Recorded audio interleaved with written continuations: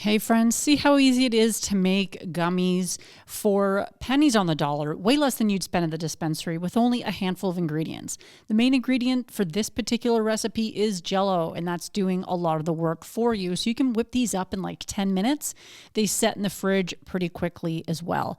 You need Jell-O, you need gelatin, a lecithin, you need water, and your infusion, of course, and I think that's about it. You're going to need molds as well to put them in, but heck, I've even put them in a dish and then chopped them up afterwards. That can work too if you don't happen to have molds on hand. One of the tips that I like to use is that I will mix my lecithin and the infusion together first, just to make sure they're well incorporated, and I find that helps to not have the fat separate, because I have made gummies before where the infusion, if you're using an oil-based infusion, will separate from the rest of the gummy product, and then the experience of them isn't nearly as nice. So this eliminates that. You mix your Jell-O and your gelatin together, and then you add the wet ingredients into a pot with the water. So that's basically your infusion and your lecithin. I use a liquid sunflower lecithin for this.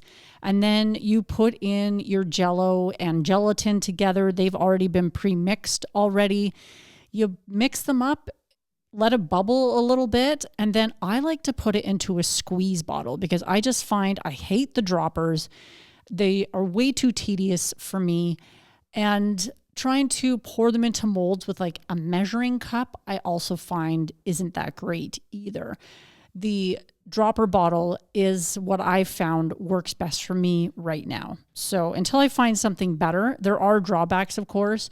I'm just using a regular dropper bottle or squeeze bottle that I got from a local department store, and that thing gets really hot. I'm using an oven glove while I'm holding it because otherwise it's way too hot, and you have to work relatively quickly because it will start to set on you.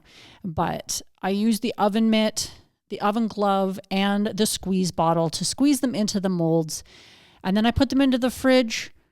And voila, in about half an hour, you're going to have amazing, effective, and tasty edibles. I also added in this particular video some extra flavoring from Loran Oils. That was a lemonade. So these gummies are a blueberry lemonade. And they're easy, they're delicious, they're effective. What more could you want? Find more at bitemepodcast.com. I've got all kinds of recipes over there and a free dosage calculator if you want to figure out the potency of your homemade edibles.